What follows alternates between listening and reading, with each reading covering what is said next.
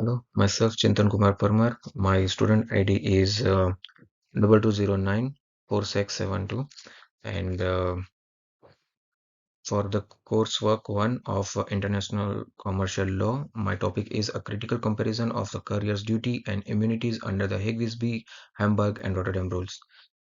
Starting with the conceptual underpinning, uh, I try to give a quick overview of the career's responsibilities and the privilege under each of the three regimes, which is the central notion of this topic. And I try to provide comparative analysis for even for which make this whole topic much more easier, even for the person who is not from the legal background. Um, so by just merely look at the posters, its specifications and the case law, anyone can understand and get a basic conceptual understanding that regarding two carriers' duties and their immunities under Hague-Visby rule, Hamburg rule, and Rotterdam rules. So starting with the Hague-Visby rule, in the Hague-Visby rule, the duties are seaworthiness, which falls under Article 3.1, and uh, as per the seaworthiness, a carrier has to look after fitness of the ship and also provide a well-equipped um, staff and provide a complete proper amount of supply to the ship as well. Um, in the it is performing due diligence is a personal duty which mentioned in the case law, the Mooncaster Castle 1961. uh, but after that, followed by the care of cargo, which is also known as the management of the cargo, which falls under Article 3, Clause 2. In these particular duty, the carrier has to not only handling the goods, but also take a good care after during even loading or transporting it to one point to another point, or even after the during at the unloading port as well. They have to look after the goods and try to maintain its quality. Moving on, the documentary responsibility. So it's called under Article 3 of Clause 3. In this particular duty, when a shipper hand over the goods to the carrier, if they ask for the bill of lading and certain documents, then it is a carrier's duty to provide certain documents. Pursue a contract voyage, Article 4, Clause 4. So as per the mention in the contract, the carrier has to follow that particular voyage. Moving on, the immunities. There are numbers of immunities, but I try to mention as much as I can possible. The first one is unseaworthiness, Article 4. In which if after even after doing all these performing all the diligence, if during the voyage, if sees the ship become unseaworthiness, then the carrier get immunity under that. They don't have to they are not liable for paying for any loss of goods or damage of goods, or any kind of delay of the goods as well. So the next one is negligence in navigations, which falls under Article 4, Rule 2, Clause A. Um, After that, fire, Article 4, Rule 2, Clause B, and followed by perils of the sea, Article 4, Rule 2, Clause C. Uh, Apart from that, there are also two more, Act of God, which is falls under Article 4, Rule 2, Clause C, and Act of Queen's Enemy. So these are the immunities under Hague-Visby rules. Let's move on to the Hamburg rule.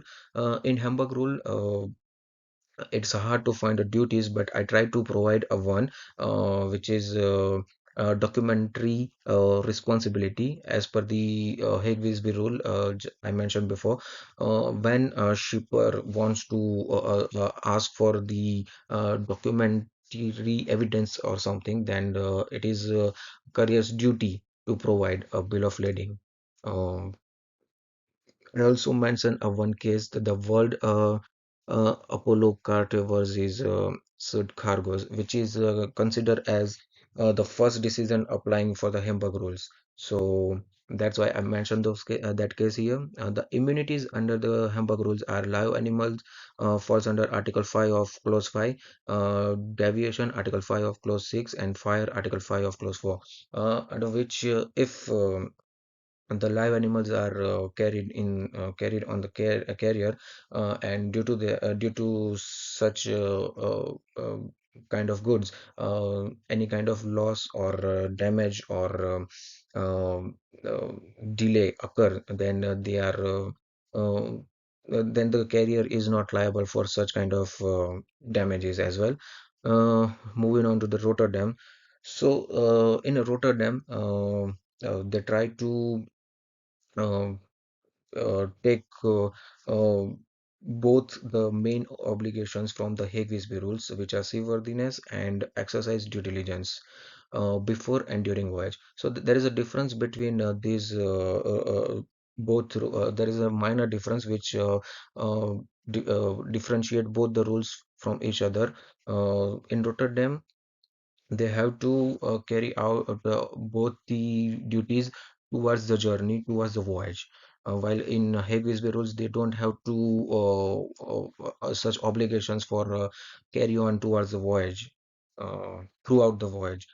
Uh, because I believe at the beginning of the 19th century, the technology is not that much advanced, and due to that, it is very hard for carrier to get a hold on the ship when they are on a high sea, and it's unreasonable for them to ask such kind of obligations.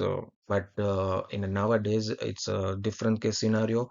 There are numbers of technology, and they can handle the whole ship during, and they also um, can manage even in the worst case scenario as well, whether there's an act of God or something. So nowadays, it is reasonable to ask such kind of duties to during the whole voyage. And moving to the immunities, there are few immunities which are tried to mention here: act of God, perils, danger, accidents of the sea, or wars, uh, armed conflict, terrorism, etc. So that's from the that's those are the duties and immunities of all three resumes. Let's move on to the research aim. So here my research aim is I try to provide very comparative understanding of all three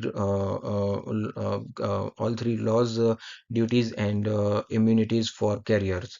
And research method for I use the research method is QCA, which is known as the qualitative comparative analysis.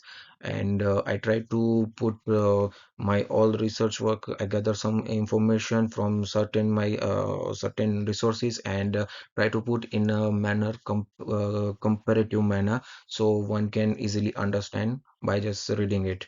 Research questions, I go with the two research questions. The What criteria triggers several modifications to an International Maritime Act? This is the first question. I believe the disparity of the bargaining power between cargo owners and the ship owners, and because of that, the practitioners required to certain improvement in their applied regimes. But Hague-Visby rules is from the 19th century, and till nowadays, it's considered as a extremely outdated regime. So they required a new one. So that's what I'm come up with the answer. The second question is what kind of obstacles remain. Uh, in a new implementation of the regime, and I believe the new regime Rotterdam is a bit of too complicated for countries. So that's it from my side. I have go through the literature. Thank you so much.